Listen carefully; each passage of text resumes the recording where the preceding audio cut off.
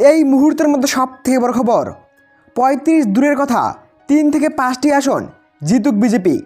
শাহের টার্গেট শুনে কটাক্ষ কুণালের। কলকাতায় এসে দলের রাজ্য নেতাদের সামনে ফের একবার ৩৫টি আসনের লক্ষ্যমাত্রা বেঁধে দিয়েছেন কেন্দ্রীয় স্বরাষ্ট্রমন্ত্রী অমিত শাহ। দলের নেতাদের নিয়ে বিশেষ ইলেকশন ম্যানেজমেন্ট টিমও গড়ে দিয়েছেন শাহ।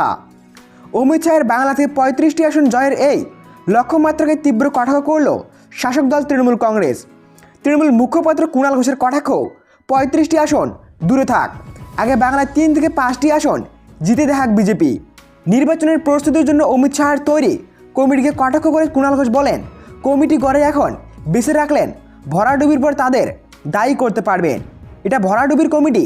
৩৫ তো দূরে থাক, 3 থেকে 5টি আসন বাংলা থেকে পেয়ে দেখা করা। 3 থেকে 5 জুড়লে তবে তো 35 হবে। গত বিধানসভা নির্বাচনের আগেও রাজ্যে এসে নিয়মিত সভা করে গিয়েছিলেন অমিত শাহ, জেপি নাড্ডা এবং মোদিরা। তারপরে অবশ্য প্রত্যাশিত লক্ষ্যে পৌঁছতে পারেনি গেরুয়া শিবির। সেই উদাহরণ দিয়ে কুণাল ঘোষ বলেন, 2021-এর বিধানসভা ভোটের সময় ওনারা বাংলায় ডেইলি প্যাসেঞ্জার করেছেন। এতে আমাদেরও একটা সুবিধা, যত বেশি মানুষ ওদের মুখ দেখবেন তত বাংলার প্রতি তাদের বঞ্চনার কথা মনে পড়ে যাবে। ফলে ওরা যত বেশি আসবে ততবার হারবে।